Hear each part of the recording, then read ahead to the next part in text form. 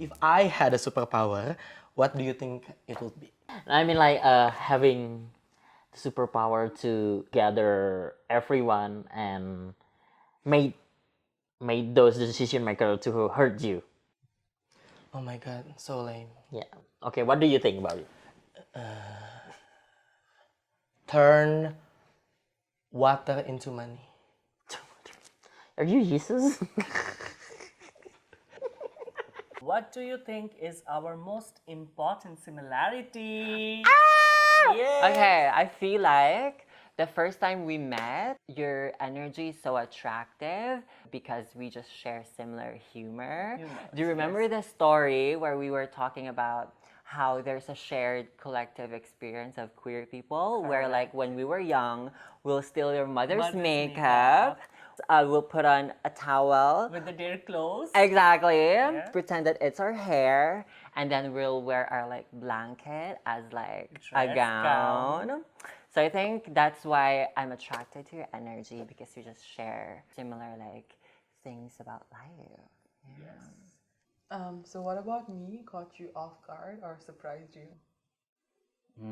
I thought that you are a very quiet and introvert person, but now when I know you personally, I feel you are the most extrovert person. Okay. So yeah, that was surprising thing for me. Okay. In what ways do you find my presence inspiring? I remember when we was in a meeting together last year during the community-led monitoring and stuff. The room was so unaware of the presence of a trans man before, and I think your presence sort of like shocked them and put them into reality where, hey, trans men exist. Yes. Deal with it. I find it inspiring because to start something with the people who supposed to know you, but actually they did not. I think it was quite challenging for you, and I will say it's quite inspiring. What is something seemingly innocent that people do that is actually harmful to the transgender community? Oh, I think that's a good question because especially if people start being comfortable with you, they would start making remarks or asking you about unnecessary things. They will start the awkward conversations like as a joke, like what are you on a Barbie top or something, to which yeah, is it like what color is your passing? I think like in those social circles, especially if you are a cisgender person and you start asking us like how big is it? How it works? How it works? Do you have a vagina? Do you come? What's there? Literally, what's down there? How does it work? Like, are you top or bottom? Like, they don't realize that number one, our bodies, trans bodies, and our genitals are like off of your business. And then when you start calling them out, they will be like awkward and be so like defensive about it. Like, no, I'm sorry if I offended you. What's one thing you wish cisgender people would understand about being trans? That we're not cisgender. I mean, like when you're in a dating scene, Yeah. the people kind of like, oh, so you're trans? Yeah, because I already put it There. in the information of my, like in my profile, and then kind of like, you don't look like trans. Like, how do I look like trans? Maybe you have to look like the flag. Nah, so pink and blue. And white. I think the trickiest part about coming out as a transgender person is just not knowing what the other person's response will be. It's very tricky because you can have a very long-term, meaningful relationship with someone, say your mother. The moment you come out, the perception of you will change, might change. It's really tricky in terms of navigating these relationships. you might think that your friend is very progressive, and you might come out to them in hopes that they will be accepting and understanding, but they might say something or do something or outright reject your identity, and that's going to leave a deep scar, which is, again, force you back to the closet in some sense. Yeah, and also sometimes you have fear of losing people. Yes. So you just don't want to come out. Right? Yeah, absolutely. The trickiest part when it comes to coming out as a transgender person is that people will still think that I'm a feminine gay man. That's also happened to me. I mean, like they kind of like just, oh sir, you're a butch. Yeah, yeah, right. No, I'm not a man, and I'm not gay. indeed. And even I identify as a man. I'm not gay. I don't think people can grasp the difference Yeah, between the gender variety, identity yes. and sexual orientation and gender expression. It's very hard to see that a lot of trans people, when they came out but they haven't transitioned yet, will be invalidated because they still look like the gender they assign at Yeah, birth. because they're not going on hormones or something like that. Yeah, Like not presenting as a male or like that. exactly, which I think Yeah. cis women and cis men have many ways to express their, womanhood and manhood. True. And when it comes to trans people, all of a sudden we have to be like the Barbie and the Ken. Ever heard of someone having to involve law enforcement due to transphobia? How did that play out? I remember one specific situation that one of my friends has experienced. She was entering the MRT. However, in the MRT, she was sexually harassed. Since it's like rush hour, it's like 5 p.m., this trans woman, my friend, got into a train to go back home. But again, there's so many people entering the train that everyone's just like this squeezed in all together. And that a man behind her back was like touching her behind, and she felt so uncomfortable. And so when she got off of the train, she went to a help desk to file a complaint. I think it's tricky for trans people to go to like an authority, right? So they went there, had their feelings invalidated, misgendered them. In that sense, it's already triggering some sort of dysphoria, and just overall, the law enforcement is whack for trans people. It's even more traumatizing to file a complaint. Literally. So this happened in a train. So there was this gentleman who came standing right next to me, and because I was in my, I just started transitioning, he just shot me a look and just started saying, "You're an abomination. This is wrong. People like you should be lynched. If I find you in the streets again, like I'll effing rape you and like murder you." And it was really scary because the train was full of people and no one said a single word, right? And so I think for me, I just froze in that moment, and I think that might have made him more agitated because I was not responding to him. So on the next stop, actually, when he went out, he just like punched me in my back. I just stood there. I couldn't say anything. I was very fearful of my life. So, back in college, I was 16. I was an out queer person. I haven't identified as trans yet back in the day.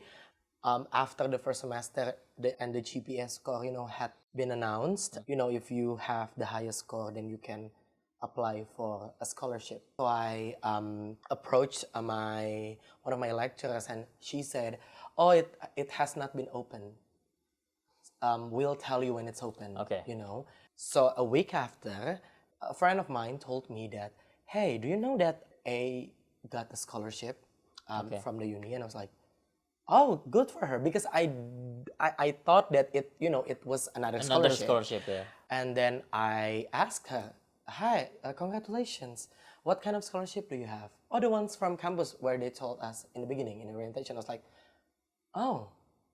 So I approached the lecturer that I have told before, and then I asked her, "Oh, I thought the period for application was still closed. Yeah, Why yeah. didn't you tell me?" She said, "Oh, the campus management have decided not to give you the scholarship because we thought that you were I was not capable, like, mentally. What? I couldn't continue my education after my high school just because I had many bad experiences with my teachers and friends, and I was not allowed to sit in the examination hall because my legal gender marker was different than what I looked. So yeah, and I had to like drop out. Can you think of any dreams or opportunities you've had to let go of while living as a trans person? Yes, I lost my biggest livelihood for my identity. And yeah, I was running a good business back in my hometown, well renowned, people know in my locality, like a famous artist person. I was going good. I could have like taken care of many things in my home, my family, my future, but it bang on stopped all overnight, and I left the city and I moved to another city, and with no livelihood, no resources, no friends, no peers. So yeah, that was my livelihood option that I had to let go. Talk about someone you were in love with, but had to let go because they couldn't be with a trans person. Oh yeah, I have multiple such breakups. Sorry. Yeah, I mean, like I had a partner who was happy to date me initially in our relationship, but later, like I couldn't match her expectation in the relationship. She wanted a guy, a proper, male, cis male, and also she had got like pressure from her family, either like choose between me or her family. Then yeah, she just chose her family and left me. Yeah, so because of that, I had to let her go. I'm grateful for friends. The closest friends I have right now is from elementary school. So we have been friends for 17 years. That's a rare thing. That's a rare thing. But we're not like, being close for 17 years. We just getting closer again since last year. So there are many changes with how we were, And I would say like a lot of them express surprised. Yeah. Like they told me they're surprised to see me right now. What I'm so grateful is that they took the time to understand me. You know what I mean? Like, and I will always be grateful for that. I feel like they want to, respect me for like the basic thing, and then still destroy me for my taste in men. You know what I mean? Yeah, okay. Sometimes I feel like I'm very, very easy to detach. I have to become the hero of myself. Yeah, true. That's very true. Yeah. I'm very grateful for having a good friends that understood me, that helped me through everything. Because I'm not the high maintenance person. I'm really Yeah. low maintenance person. I can. You know, I like, agree. I didn't text them like every day, but once they kind of like called out with me again and see me again, like we can really understood each other, and that's one thing that allow me to be authentically myself, and I can let them be authentically themselves also. Question is, complete the sentence. Dear younger me, blank. Oh, this brings to so many things to me. Okay, if I start, dear younger me, don't think you were not loved, you didn't belong, maybe you were not strong enough to stand for your own desires, maybe you were bounded with circumstances and walls which you had no strength to break. But yes, as you promised to yourself, to the elder you are keeping good and trying to make safe spaces for yourself, finding love, and whatever you struggled paid off, and you you don't feel sorry for yourself anymore and forget what happened to you.